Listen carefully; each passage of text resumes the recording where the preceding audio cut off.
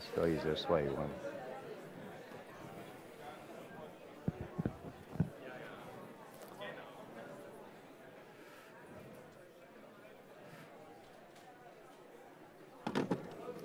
Okay.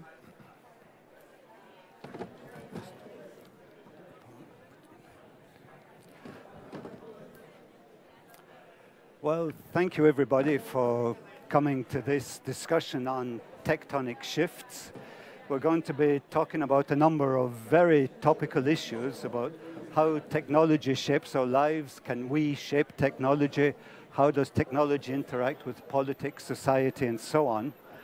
And it's a difficult exercise. A few years ago, I was working on what's now called strategic foresight, and one of the things I had to look at was technological forecasting. And what you see, in fact, is that most people who indulge in this exercise get it very, very wrong.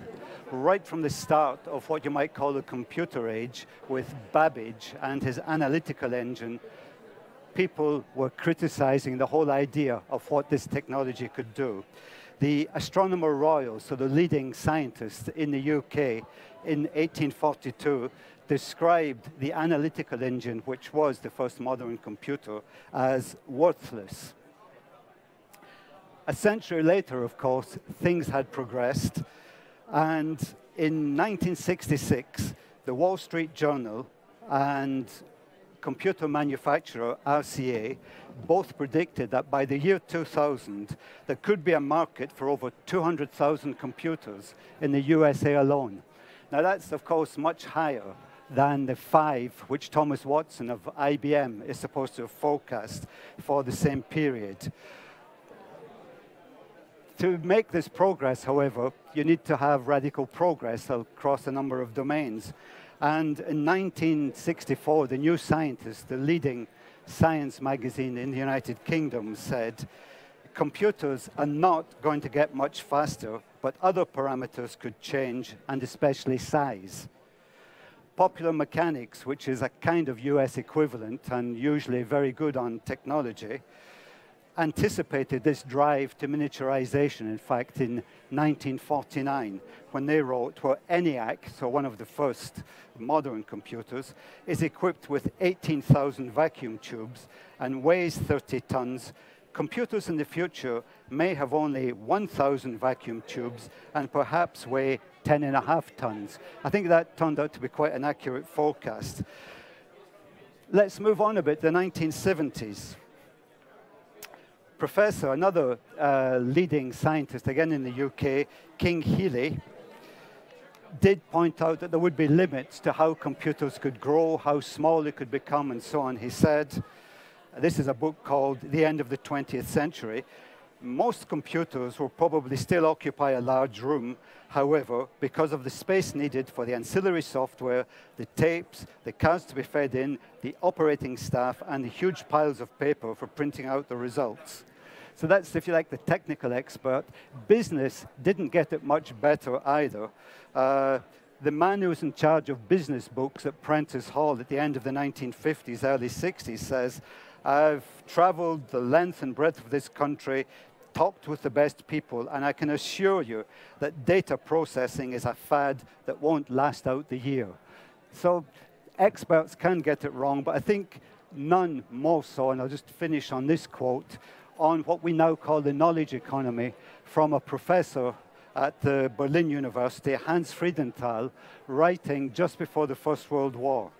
He's talking about brain work, as they called it in those days, and he says, brain work will cause the new woman to become bald, while increasing masculinity and contempt for beauty will induce the growth of hair on the face. In the future, therefore, women will be bald and will wear long mustaches and patriarchal beards because of all this brain work. So looking around, either there are no women here or the man got it wrong. Why? I mean, he obviously was bonkers, but why did the other people get it so wrong about technology so often?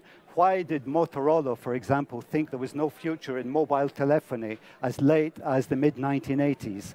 Why did digital machines think nobody would need a computer in the home? It's because, essentially, they have a very narrow, linear concept of what technology is. Now, I work on a program at the OECD called New Approaches to Economic Challenges. And what we try to do is take a complex approach to say technology doesn't exist on its own. It interacts with a whole load of other systems. It interacts with social systems, it interacts with culture, interacts with anticipation, marketing, a whole range of things. And so if you want to understand technological shifts, then you need to take a broad view. And I think we're very lucky to have Zoltán here today because he, unlike these experts, and they were experts, they weren't stupid, but they were narrow-minded, they were siloed. Zoltán has an extremely broad range of experience. As some of you may know, he is the Hungarian ambassador to the OECD. Also, he represents his country to UNESCO. He was a minister for economic strategy in Hungary. He is also a university professor, a visiting fellow at Heidelberg, Vienna, and a number of other leading universities. So if there is one man who won't forecast bald women, I think, Zoltán, you're that man. And so maybe just for a few minutes, you'd like to introduce why you felt the need to write this book and what are the principal messages you're trying to get across. Thank you very much. The answer is very simple why I wrote this book, because otherwise I will forget what I learned and experienced here at the OECD, and in particular at NIAC. But just listen to you, it came to me this old joke that about the future and predicting the future, you know, that to predict the future is difficult because it is about the future. Yeah. So that's the saying. But I do think what all you mentioned here in that case, what we can maybe predict is not the exact future, but rather the direction, in which direction the future will go, or the technology will go in which direction. And the basic thesis of this book is that when you just look back 20 years ago, yeah, we discussed globalization, how the interconnectedness are developing and so on. And I do think that we are now in the turn of the ages where the technology is a real driving force, how society, economy will change or are changing currently. That is I wanted to put together in this kind of book. And one thing I would say always, this book is about magic in many cases. One of the magic is the NIAC you mentioned. Right. So that's a fairly optimistic view, I would say, of what's happening. And perhaps the people here share that view, but when you talk more generally, people are worried about a number of aspects of the way technology is going. If you look back 20 years, or even 10 years, when internet and social media were starting to take off, we thought that we're going to bring people together, that we're going to expand people's horizons, and in many cases, we've seen the opposite. In fact, people are becoming more aggressive, they're becoming less restrained, they're becoming, in fact, more, if you like, tribal, and if that's not too much of an exaggeration. Whether it's politically or socially, they tend to stick to their own groups. So if we talk about the direction, is the direction the tectonic shift is taking a positive direction overall, and then maybe we can break that down into different aspects, economic, social, cultural, and so on. Yeah, just one point, that influence, how digital development influencing the social life and all these. One point we shouldn't forget, that this kind of innovations, and nearly every innovation is time-saving innovation. That all these are saving time. And the question is what we will do with the remaining time. I know that we can sit 3 hours in front of the computer and just to chat and Facebook and all the others, but it is our decision how long we will do it. But when you look at all the technical development what we have, they have also time-saving effect. Just think of the autonomous car or driverless car. It will save also huge amount of time. So and how this do it, it will influence also society. Mm-hmm. Yeah? And it happened also many decades ago. when the electricity was here and all the consequences, or just a simple invention of the wash machine, it saved time. And after that, it made it possible that the woman could go to the working places, and it changed the whole society. So I think the changes are much longer and wider. But the question is why digitalization could do this. Well, just before that, I'd like to throw that out to the audience. Could you put your hand up if you think you have more time now than you did, say, 10 years ago? If you think you have less time now than you did 10 years ago. So would anybody in the audience like to take up that point from Zoltán? Anybody disagree? You seem to disagree in your own life, but generally, do you think that technology saves time to free us up for something else, or do you think, yep. Could we have a microphone over here, please? Yep.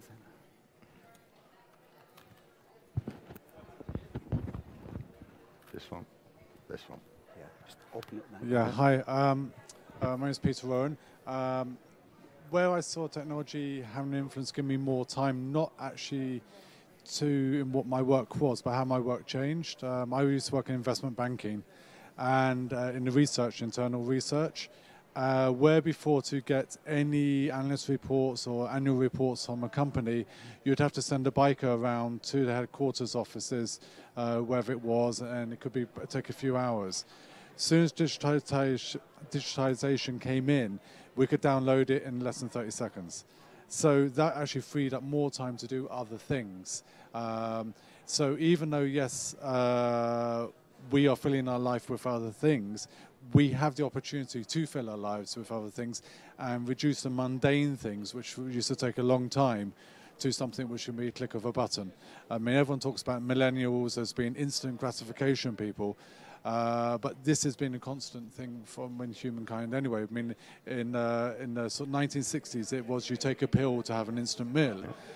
So it's always been about reducing modernity to be able to do other things. And it's just a nature of what we do ourselves that we fill our lives with more busy things. We could, if we want to, balance that up, but we choose not to. Yeah. That seems to be quite a central point, in fact, Zoltán. One of the big changes which technological progress has brought has been the relationship to time. Only a century or more ago, slightly more, people's units of time were the year, the season, day, night, and that was all they needed. Now, in your business, for example, in financial markets, you see companies actually trying to move computers physically closer to stock exchanges because the fraction of a nanosecond between when the information leaves New York and gets to Japan is an opportunity to make money. And I think there's becoming a tyranny of time because of technology, no? So I do agree with you that these are all time-saving technologies. That is quite a different thing, how we use the time, what we will gain, and that is our decision in that case. But I do think the most important question, the basic rule beyond. And the basic rule beyond is that digitalization lowers the barrier to entry to the markets, lowers for companies and also for individuals.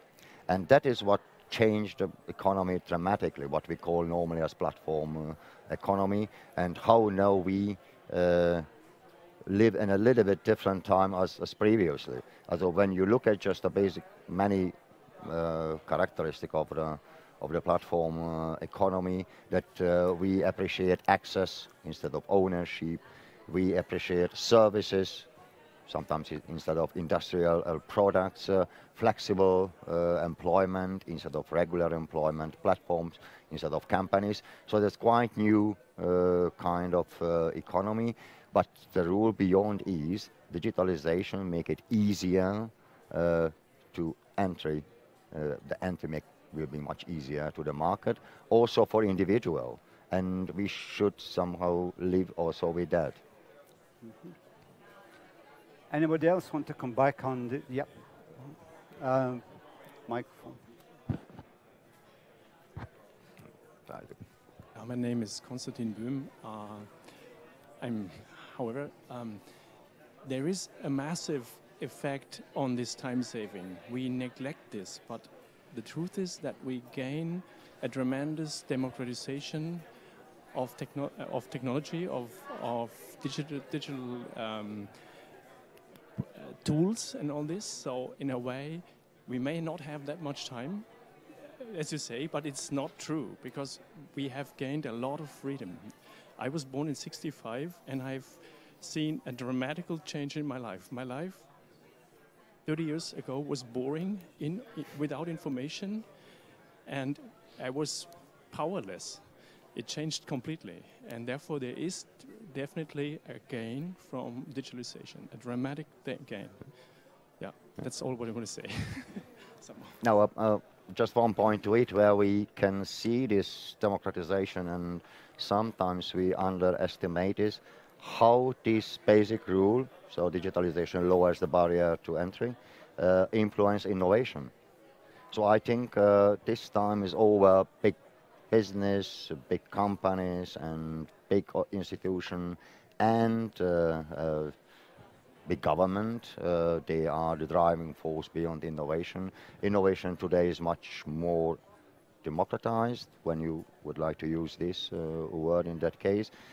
Very simplified, we need just a laptop to it and Wi-Fi and access, and when we have a good idea we can start a business or we can start a new business idea or in the innovation to be innovative in that way. So I do think that this basic rule, what I mentioned and described in many ways in the book, it influences the innovation to make it possible that it will be a mass phenomenon. I'd like to just come back on something you said about information and who controls information these days. I mean, we've probably heard it repeated a dozen times that data is the new oil, which is a good metaphor if you think that oil as such is useless. Oil only takes on some kind of value once it's been processed and transformed into some kinds of products. And who are the people doing that today in the digital economy? It's companies like Google. And there's a very interesting quote in this book, which I urge you all to buy, by the way, talking about the founders of Google when they were young and idealistic. And I'll read the quote which you give. You talk about the indignation of Larry Page and Sergey Brin. There are even numerous companies which specialize in manipulating search engines for profit. That's the founders of Google being upset at that. So they obviously didn't stay upset very long. They saw an opportunity. And so they have built a whole business now, not on an actual physical product, because what is Google's product? It is your attention span. Facebook, likewise. Facebook is not what it sells you. It doesn't sell you a platform. That's not its business model. Facebook sells your attention to advertisers.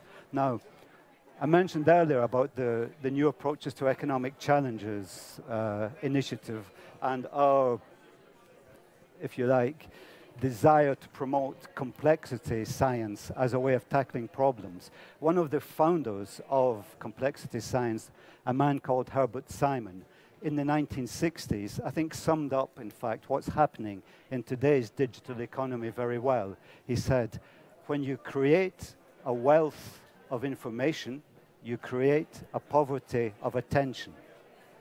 And Google, Facebook, and so on are exploiting that poverty of attention. So what do you think of these companies? Are they the new oil giants? How should governments react to the power, which in France they call GAFA, Google, Amazon, Facebook, and so on? Herbert Simon was perfectly correct with this, that when we will be rich on information, then our attention will be shorter, and there will be some problem with that. And there is also a quote in the books that 10 years ago, our attention span was 12 seconds. We could fix in so long. Today is 8 seconds, and the goldfish has 9 seconds. So in that case, the goldfish are better than the goldfish are better than we are. But back to the very often used this word that data is the new oil. It comes from Cliff Humby. He was one of the designer of the Tesco Club card, and he's the British mathematician beyond this whole idea. To some extent, it sounds at first as a good sentence that data is the new oil. But when you look at it, because there is a parallelity in that case, when you would like to use the data or the oil, crude oil is nothing. Yeah? You have to work on that. Similarly, when you got just the data, it is nothing. You have to work on that to get where you. But that is a huge difference. When you use the oil, after that is over. You can't use and reuse. Data you can reuse many, many times. You put in a new algorithm and analyze in a different way. So I think that's, which certainly has many economic consequences. One, if the first consequence is that on the data, on oil, you can build some kind of economy or some branches of economy. On the data, you can build a quite new whole economy. That is what is happening. That is quite different. I wrote what Larry Page and Sergey Brin said when they were just PhD students in that case, and they wrote a basic article which was the basis for the engine of the Google, that what are the scientific criteria to run such a kind of engine. But it is true that they use this data. There are sometimes misunderstanding that they are selling our data and so on. Now, they promise that they have the algorithm where the advertiser could target you because you were interested in something. So what they are selling is rather the promise that when you advertise, you can reach the perfect audience. Well, we have the perfect audience here, Yeah, so exactly. I'd like to ask them a question. How do you feel about Facebook, Google, and so on using your data? Do you think that's a fair price to pay for the service they offer you? Or do you think this is a case where government should step in to defend the common interest? Anybody like to come in on that? Okay, nobody wants to come in. Sorry, yeah, there is somebody. Sasha Lanoka. So I believe that definitely having grown up and with one more time, I was spending, studying, and then working. I had additional screens in front of me, additional notifications, additional social networks. And something I definitely realized is that we need to open up about this question of data because often the debate is polarized. There are people who believe in 100% data privacy. Others, that just you need to give more data to be able to have efficiency about services. And actually there's a middle ground. We have different data, and different data entails different attitudes. And where I think that maybe the government should step in is to be able to sensibilize people about this different data and their attitudes. And to be able to not only make them aware about how this data is being collected, how it can be used for you, against you, but also, be the bridge with the corporate side to make a hence that you have more data control. So I think that the new GDPR is a way towards it, but it's not enough to really make us understand what is really at stake there, the ethical questions there. Yeah, GAFA or Google, Facebook, and all the other, they built this business model mostly on private data or individual data or data on individuals. And I don't want to go into detail all these ethical questions, regulation, and so on.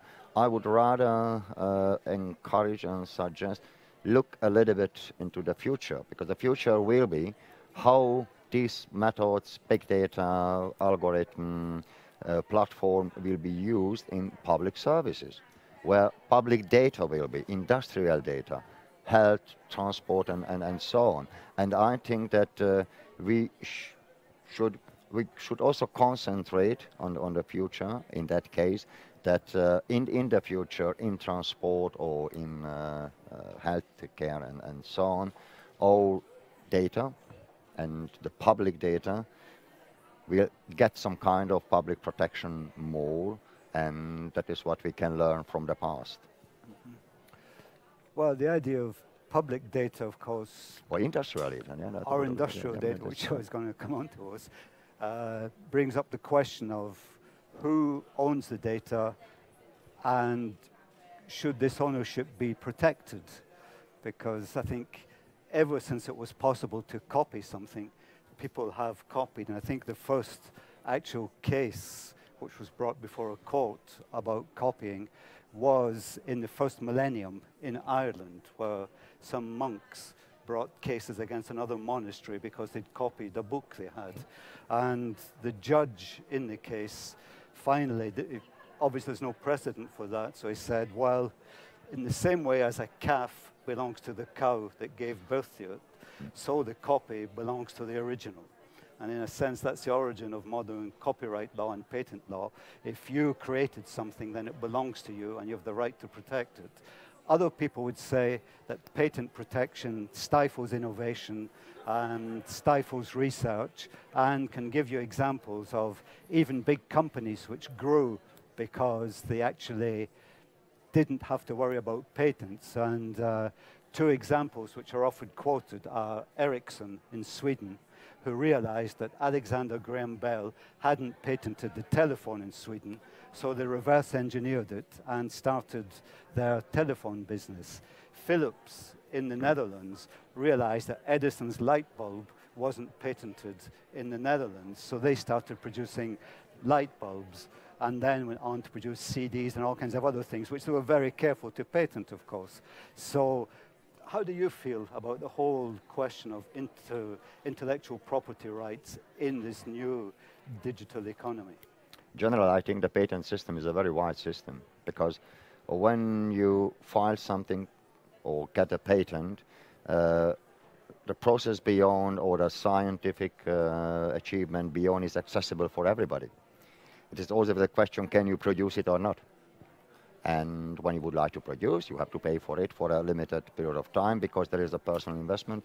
And it is a very balanced system of incentives and also the rewards. I am not so critical on the patent system. That is certainly true. There are possibilities to somehow playing tricky with patents. But generally, I think the patents rather push forward the scientific or technological development on a whole. Mm-hmm. Anybody disagree or agree? You need the microphone. Sorry, you need the microphone. I do agree. I didn't want just to change the topic of this. So if it is necessary for anybody else to keep on with the same question which you raised, but I wanted to ask a different question to the author of the book. Is it possible now? Sure, go ahead. So technology is inseparable from science, as we know. So will you conclude what major scientific discoveries paved tectonic shifts in the past, and what are those which look to launch new tectonic shifts in future? Thank you. So I gave this title because originally one of my profession is geographer. I studied geography, and after that came this title to show that technology now brings some really, I would say, a little bit similar as tectonic shifting. Just look at when we are discussing technologies as 3D printing or robotics and all these. The basic logic beyond is that they promise, and sometimes they do it, to reduce the complexity of production and production process, 3D printing in particular. And it is quite different what we experienced in the last 100 years in Henry Ford. Yeah? The basic logic was to break down the production process in the smallest routinized steps, and we got this complexity. Globalization had not too much to it. Globalization just widened this whole process at global level. That is the global value chain, what we are discussing it. So the very, very long and deep global value chains to produce one product, let's say a car. Now, all these technologies are promising that we don't need this kind of long and very deep global value chains. And now we can produce in the physical proximity or geographical proximity the same products. So the Adidas robot shoe is one of the good examples.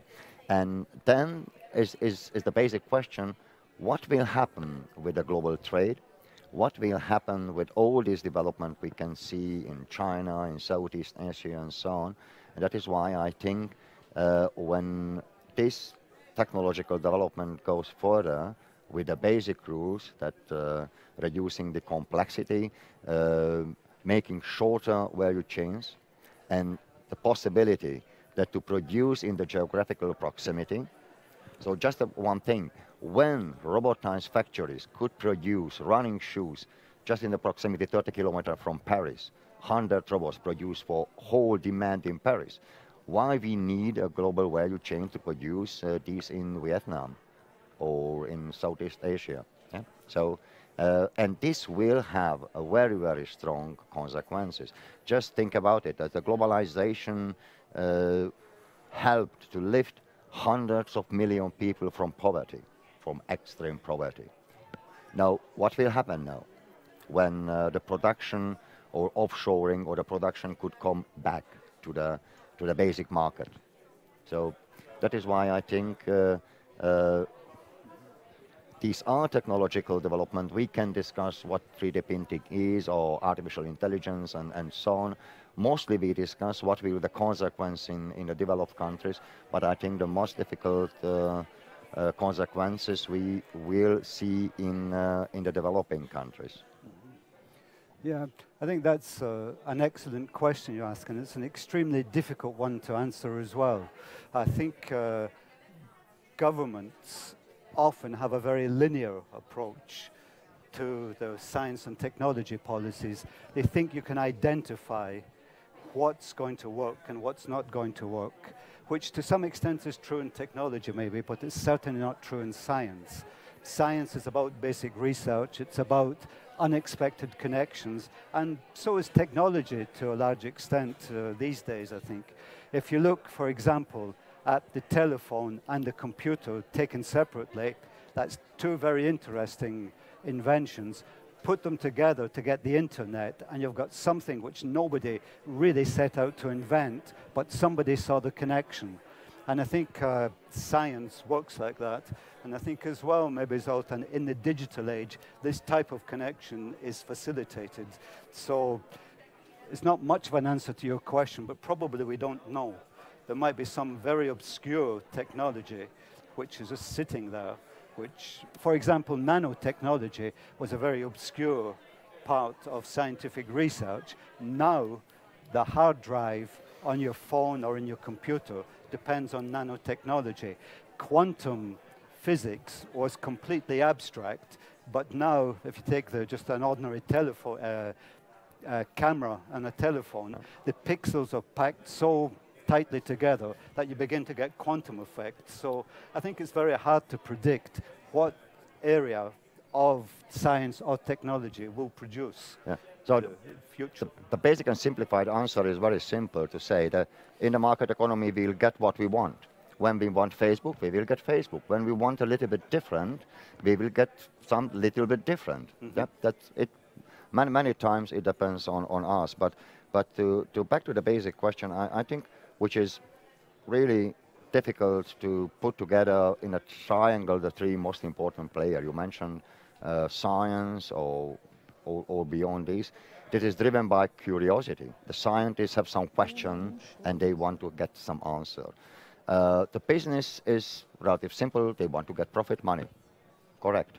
And the politician, they have sometimes some politician aim, tackling the global warming, for example. Mm-hmm. So the question is, how could you put together all these three, the business interest, the political interest, because they, in that case, the interest of politician or the whole society in that case, and the scientific curiosity, then a little bit longer perspective, and a little bit shorter perspective to get profit as soon as possible.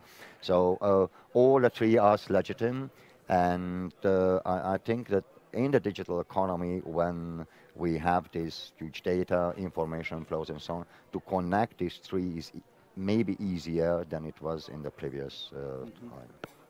We only have a couple of minutes left. I'd like to ask you one question. If any of you have a question or contribution, think about it. But you were a minister in the government, Zoltán. How aware are governments, in your experience, of what's happening? Are you confident that they have the curiosity, the capacity, the expertise to actually deal with these questions? So my experience is, and I had also the possibility to be in the Competitiveness Council in Brussels for 2 years, which is the gathering of the industry ministers and the research and development ministers. I do think that the politicians are sensitive all this issue. I am not always sure that they see the direction and so on, but what they definitely have to deal with that how the future and how just the coming year, 5 years or 10 years will be influenced. Just one example, Hungary is in Eastern and Central Europe. When you look at the car making industry in Europe, nearly half of the car producing is in Eastern and Central Europe. For the politicians, it's crucially important what will happen with the car industry. All this beyond autonomous car and driverless car and all this development, they have to find some answer to it. So the sensitivity is not sometimes so some curiosity, it's coming from real pressures or real challenges. So when you look at just in Czech Republic, Poland, Hungary and Slovakia, we are producing half of the car in Europe.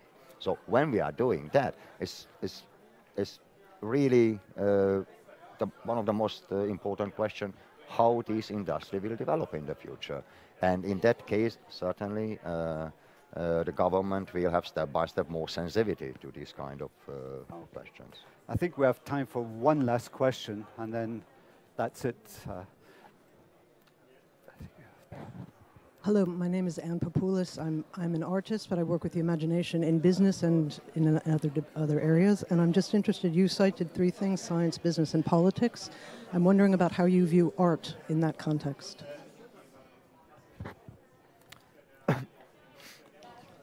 I think that art is, in my understanding, is part of creativity. And science, when you are doing science, you need creativity anyway. When you are business, you need creativity. And when you are in politics, sometimes a politician doesn't trust in that, but you need also creativity.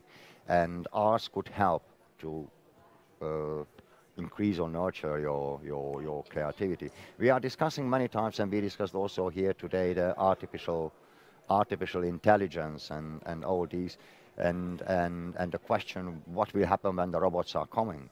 And I do think that there will be always to think what this belongs to us as human, and whatever robots will be here, will be do those things which requires creative intelligence and those which require social intelligence. And art is basically the both.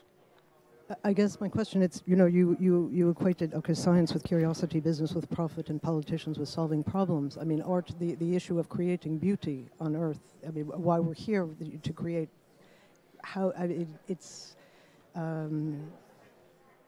I think that it's another category that sometimes gets left out of the equation.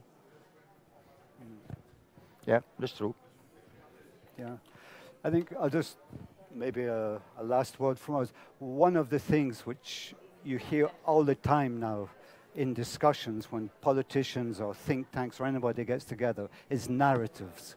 We have to create narratives now about the future, whether it's TECHtonic or other. The future is born by anticipation, I think. And artists generally anticipate that better than anybody. So I think politicians have to listen to those kinds of people. And I think artists have to listen to politicians like Zoltán, who also have this extremely broad experience of theoretical, practical, and I think maybe idealistic concepts which are shaping our world. So I'd like you all to thank him for his presentation today, and he'll be happy to sign copies of the book. Thank you.